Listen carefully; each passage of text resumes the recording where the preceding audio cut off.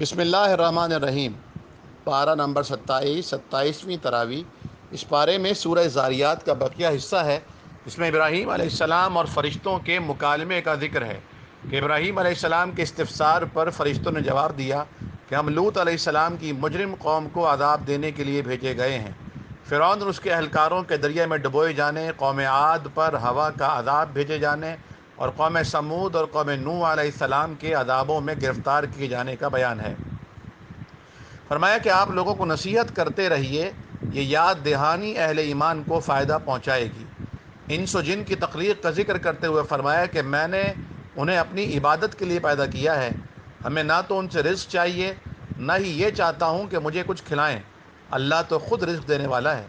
اس کے بعد سورہ طور میں فرمایا گیا کہ اللہ کا عذاب واقع ہونے والا ہے۔ جنتی جنت میں مزے سے گھومے پھریں گے اور اس کا اعتراف کیسا ہوگا، یہ بیان کیا گیا۔ نبی اکرم صلی اللہ علیہ وسلم کو اہل مکہ نے کیا کیا کہہ کر اذیتوں کا شکار کیا، اس جانب اشارہ کیا اور تسلی دی گئی کہ آپ اپنے رب کے فیصلے کا ثابت قدمی کے ساتھ انتظار کیجئے، بے شک آپ ہماری نگاہوں میں ہیں۔ اس کے بعد سورہ نجم میں نبی کریم صلی اللہ تعالی علیہ وآلہ وسلم کے جبرائیل علیہ السلام کو دیکھنے کا ذکر ہے۔ آپ صلی اللہ علیہ وسلم نے 2 مرتبہ جبرائیل علیہ السلام کو ان کی اصلی حالت میں دیکھا، ابتدائے نبوت میں غار حرا میں اور معراج کے موقع پر سدرۃ المنتہا کے پاس۔ نبی کریم صلی اللہ علیہ وسلم کی شان بیان فرمائی کہ وہ اپنی خواہش نفس سے کوئی بات نہیں فرماتے جب تک ان پر وحی نہ کر دی جائے۔ فرمایا انسان کی کوشش رائے گاہ نہیں جاتی، شرط یہ ہے کہ وہ اپنی کوشش میں مخلص ہو۔ سورت کا اختتام اس اعلان پر ہوا کہ آنے والی قیامت بس قریب آ چکی ہے۔ اس کے بعد سورہ قمر ہے، اس میں چاند کے 2 ٹکڑے ہونے کا ذکر ہے، جو آپ صلی اللہ علیہ وآلہ وسلم کے نبوت کی نشانی اور کھلا ہوا معجزہ تھا۔ فرمایا قیامت قریب آ گئی اور چاند شق ہو گیا۔ فرمایا پورا قرآن مجید انسانوں کے لیے نصیحت ہے، اس لیے اسے بہت آسان بنا دیا گیا ہے تاکہ ہر شخص سمجھ کر اپنی زندگی پر اسے نافذ کر سکے۔ اسی طرح مختلف قوموں کے دنیا میں عذاب میں مبتلا ہونے اور آخرت کے دن پریشانی میں گھرنے کا بیان ہے۔ اس صورت میں 4 مرتبہ ایک آیت دہرائی گئی ہے کہ بے شک ہم نے اس قرآن کو نصیحت حاصل کرنے کے لیے آسان بنایا ہے، تو کوئی ہے نصیحت قبول کرنے والا؟ اس کے بعد سورہ رحمان کا آغاز ہوتا ہے، اس میں اللہ تعالیٰ نے اپنا تعارف کراتے ہوئے فرمایا کہ رحمان وہ ہے جس نے قرآن سکھایا۔ قیامت کے دن حساب و کتاب کے لیے ترازو قائم کیے جانے کا ذکر فرمایا۔ اللہ نے انسانوں کو دنیا میں جو بے شمار نعمتیں دی ہیں اور نیک لوگوں کو آخرت میں جن مختلف نعمتوں سے نوازے گا، ان کا تذکرہ کر کے بار بار یہ سوال کیا گیا ہے کہ اے انسان اور جن، تم سب اپنے رب کی کن کن نعمتوں کا انکار کرو گے؟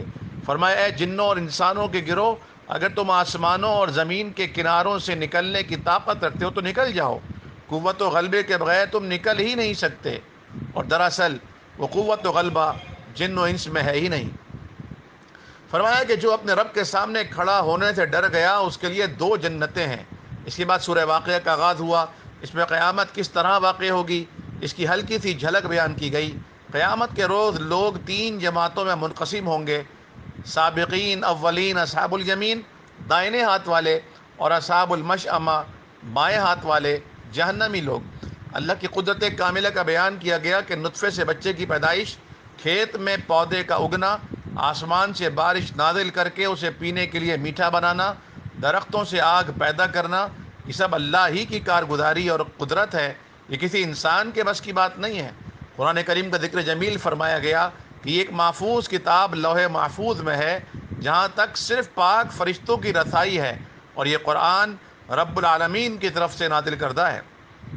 اس کے بعد سورہ حدید شروع ہوئی۔ فرمایا کہ آسمانوں اور زمین میں جو بھی مخلوق ہے سب اللہ کی تسبیح کر رہی ہے۔ اللہ کی وحدانیت کا بیان کیا گیا۔ فتح مکہ سے پہلے خرچ کرنے والوں اور اللہ کے راستے میں جہاد کرنے والوں کی فضیلت کا بیان کیا گیا۔ فرمایا کہ کون ہے جو اللہ کو قرض حسنہ دے، پھر اللہ اسے کئی گنا بڑھا چڑھا کر لوٹائے گا۔ قیامت کے دن مومنوں کو ملنے والے نور کا ذکر کیا گیا، جس کی روشنی میں وہ چل رہے ہوں گے، اور منافقین اس نور سے محروم ہوں گے۔ فرمایا کہ اب تک ایمان والوں کے لیے وہ وقت نہیں آیا کہ ان کے دل اللہ کے ذکر سے نرم ہو جائیں۔ دنیا کی زندگی کی حقیقت کو بیان کیا گیا کہ دنیا کی زندگی محض کھیل تماشا، زینت، آپس میں ایک دوسرے پر فخر کرنا، مال و دولت اور اولاد میں ایک دوسرے پر کثرت چاہنا ہے۔ فرمایا اپنے رب کی مغفرت اور اس کی جنت کو حاصل کرنے کے لیے ایک دوسرے سے آگے بڑھنے کی کوشش کرو، جس کی چوڑائی آسمانوں اور زمین جیسی ہے۔ لوہے کے فوائد کا بیان کیا گیا کہ اس سے تم ہتھیار بناتے ہو اور دوسرے منافع حاصل کرتے ہو۔ اللہ تعالی ہمیں قرآن کریم فرقان حمید کے مضامین پر غور کرنے، سمجھنے، سمجھانے، آگے پھیلانے والوں میں شامل فرمائے اور اسے قبول فرمائے۔ وآخر دعوانا ان الحمد للہ رب العالمین۔